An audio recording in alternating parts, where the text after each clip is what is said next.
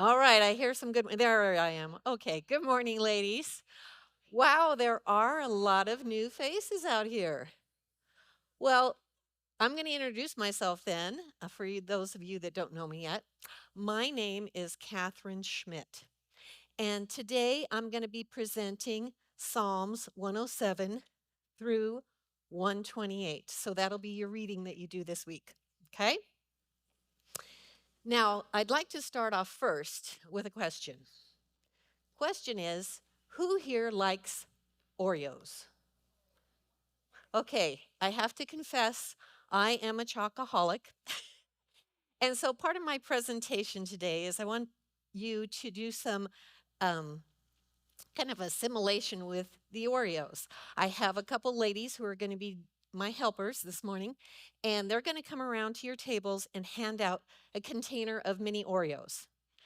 Now, I know that some of you are gluten-free, so I also have a package of gluten-free, so just let them know when they come to your table if you need a couple of Oreos for the gluten-free people. Also, these Oreos are sealed right now, so please do not open them yet. I will be presenting a little bit later of when you can do that, okay? So I'll give you permission to open them later. Okay, so the other matter is handouts. Everybody should have two handouts. One handout has like the fill in the blanks, the normal page is front and back that you can take your notes on. The other handout is a kind of a chart of the Hebrew alphabet. Okay, so everybody have two of those? Okay. So I'd like to start with some review. By now, did I kind of cut out there? By now, most of us understand that the Psalms are a compilation of poems or psalms. And go ahead and shout it out. How many? By now, you guys should probably know this. How many psalms are there? 150. Did somebody say that? 150. So that's your first fill in the blank there. And these psalms were written by various authors over a long span of time. At least how many years? 1,000, I heard it. Very good. Next, the poems or songs or psalms, whatever you want to refer to them as, were later arranged into groups called books. And how many books do we have in Psalms? 5. Yay, we're getting louder out there. Um, and each psalm is referred to within those books as chapters. Now, it's believed that each book also reflects to the corresponding teachings of the 5 books of the Torah. Yes, you guys are doing great. Matter of fact, I think we could even recite the 5 books of the Torah now. Let's do it together. Ready?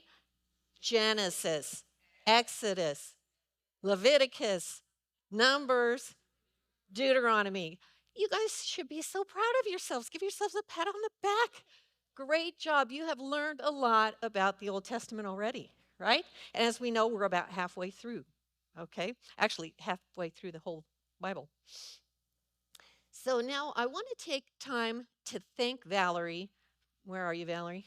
There she is. For showing us a slide a couple weeks back of the kind of an overview or outline of the entire book there of Psalms. It was created by the Bible Project. And we've got it up here. It's pretty congested, as you can see, but it is also a video on YouTube. And so now that you've read through the Psalms, if you haven't seen this yet, you might want to do that to help you kind of solidify what you've learned. Okay, I just kind of recommend. Now, because my handout was very congested like that, and today I am going to narrow down this outline by focusing just on the book of 5 of Psalms. So we have just book 5 there. And as you can see, right up here, book 5 starts with 1 through 7, or excuse me, 107 through 112, which are mostly praise type psalms that resemble the teachings from Deuteronomy 27 through 30, reminding us that we have a choice. God gives us free will to either obey Him or disobey Him, life or death, blessings and curses. So, as we continue to open up into this next section right here, I'm going to tell you, go ahead and open up your packages. Open up your Oreos. Take out a cookie. Everybody can have one cookie, but I don't want you to eat it. This is temptation. Obey or don't obey. So don't eat it. Just hold on to it. You're going to look at it. Because what happened when I looked at this outline, do you notice anything right here? That's the first thing that I noticed, is that when I looked at this outline, it reminded me of these cookies. You got the solid chocolatey goodness right here on the top, and then you got it down here on the bottom, and then right here in the middle, oh my goodness, that creamy white sweetness. Okay, so we're going to go over these. This up here, this top part of your cookie, as it were, is chapter 113 through 118. It's a group that's referred to as the Hallel. Hallel in Hebrew means praise. Sometimes it's also referred to as the Egyptian Hallel because it calls us to remember the Israelites' past. So starting in Egypt, going through the Red Sea, going through the wilderness, it's all about the past. And as you start reading this week, you're going to notice that these praises here will vividly reveal God to us. That's our first R, right? Reveal God to us. Now, this middle section right here is Psalm 119.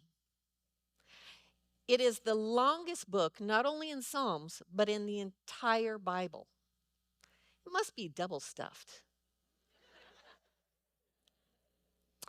It prompts us to remember God's law.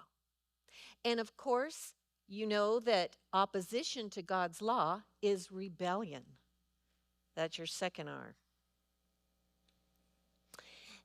The bottom here of the cookie is chapters 120 through 134. And they're called the Songs of Ascent, Songs of Degrees, or Pilgrim Songs. These are typically sung by a gathering of people. They're all about getting back to dwelling with God, our home, our ultimate redemption. There's your third R. Okay, so it's going to be easy to find those three R's right here.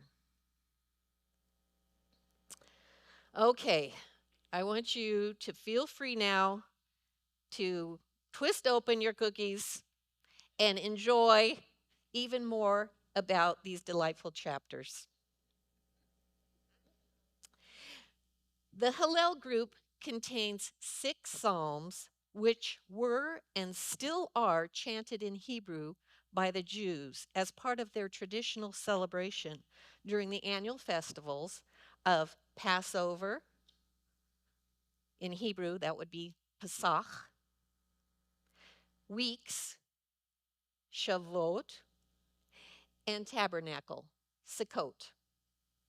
Now I'm going to have Rose give us a little video here so that you can hear Hallel and actually see what they use to be able to remember how to sing it or chant it. It's chanted in this version. So Rose?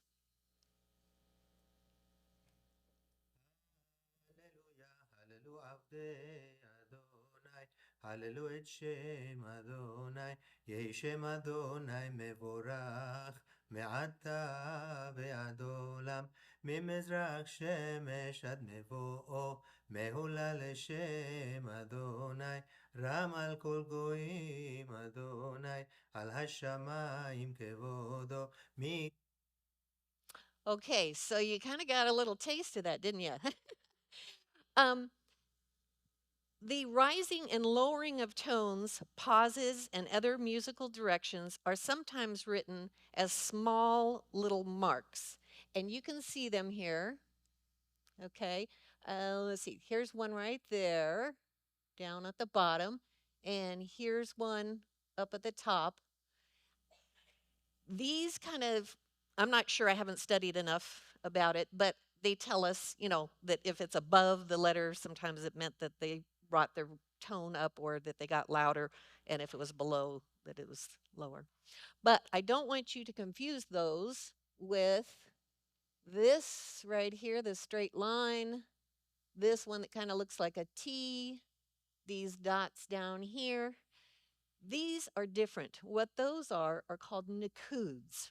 Okay, so the musical part is called cantillation signs, and the nikud are Hebrew's version of vowels. And you wonder, why is that?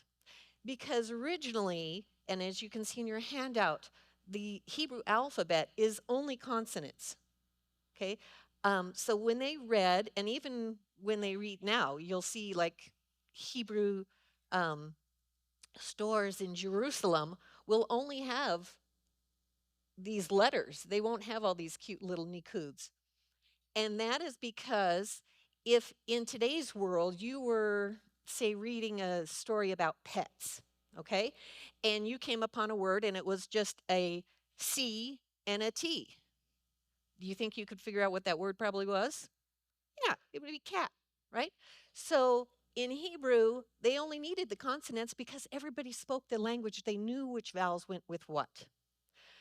So through time, and of course after the exile, when people came back and got back together, they all were speaking different languages. Well, the Hebrew rabbis still knew what the vowels were, so they came up with these nikuds to be able to teach their people because they wanted to maintain that same language. That helps us out as far as being a nation, to speak and have the same language. Okay, so you know what else is amazing to think? Is that due to Jewish tradition, Jesus most likely chanted these very psalms during his final hours with his disciples, especially the ending psalm, which was 118. And as you read, you're going to find 118 is a messianic psalm. Just kind of gives me chills. And indeed, Matthew 26:30 and Mark 14:26 acknowledge that. When they had sung a hymn, they went out to the Mount of Olives. So that was right after the Last Supper. So our next section, or I'm going to skip down to the bottom of our cookie, is the Song of Ascents. Now, there are many theories, lots of different ideas of why they call it ascents, but I'm going to go over at least kind of the three main ones that I found. The first one is in Deuteronomy 16:16. Israelites were commanded to make 3 annual pilgrimages to the temple or the tabernacle before the temple was built.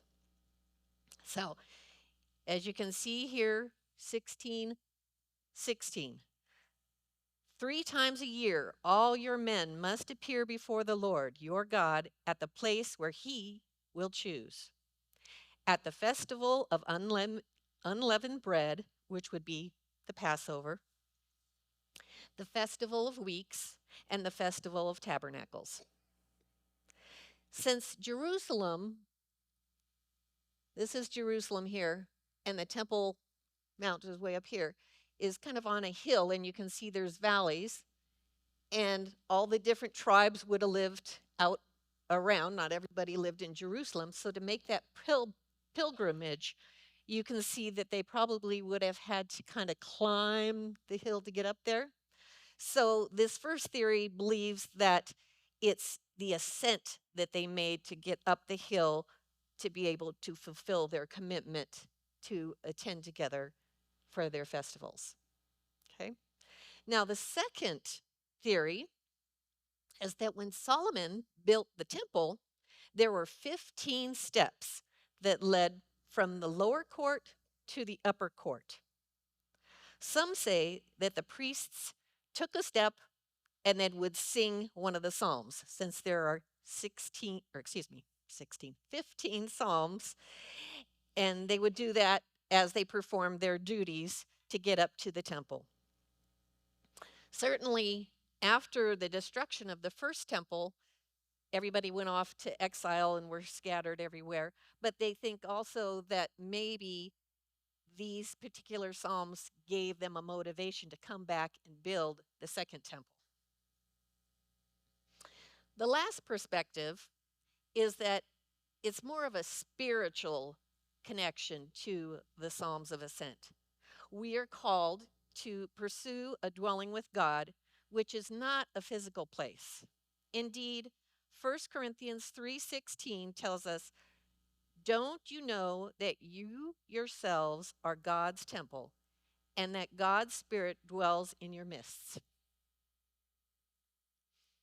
Okay, well, this brings us to my favorite section, Psalms 119. There are many hidden treasures of delicious delight to be found throughout this psalm. Therefore, I related the creamy white sweetness of the Oreo or land of milk and honey. You kind of get a word picture here.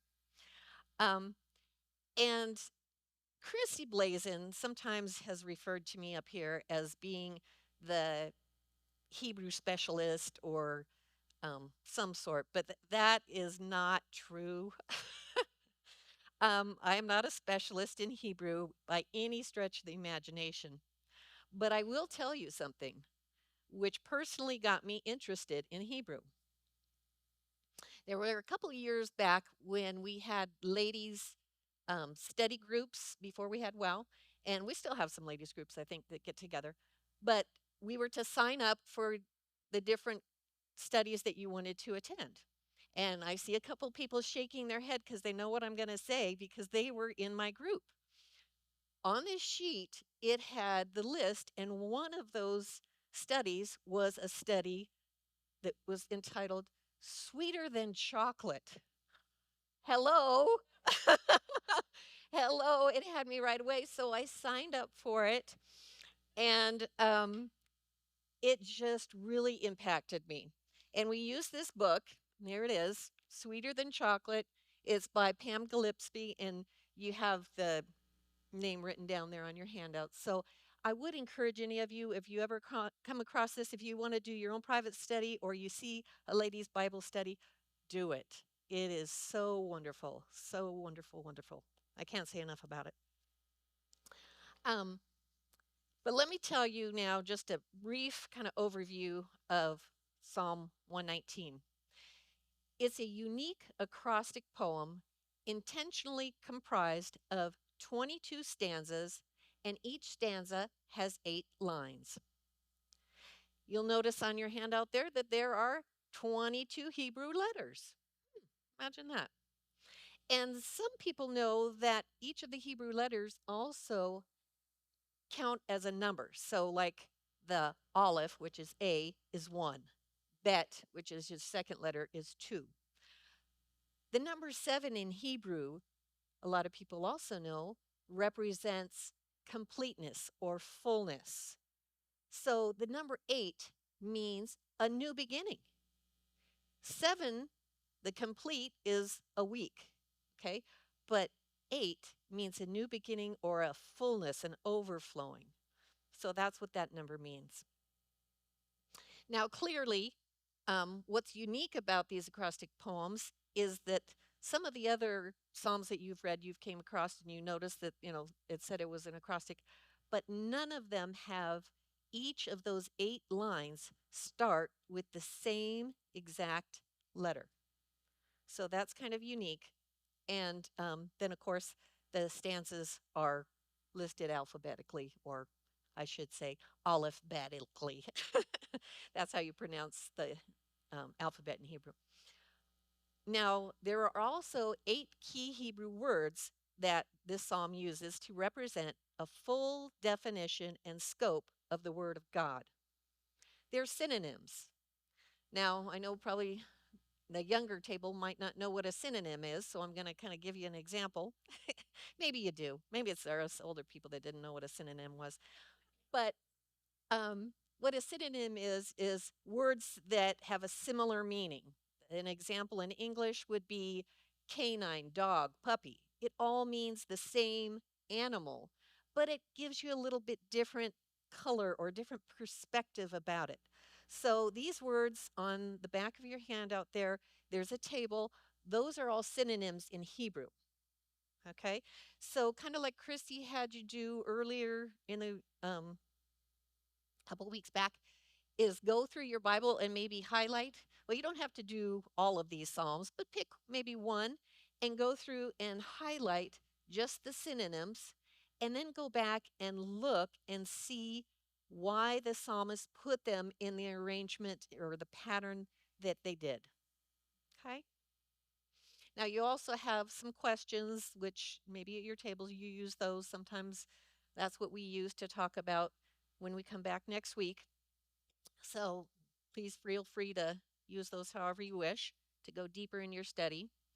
And in closing, since our reading this week actually ends with Psalm 128, it appears that as we were stepping up those risers, that we kind of stopped midway. So we're on riser number 9 there. Next week, we will continue to go up those steps and learn more about the Psalms. Thank you very much and keep twisting.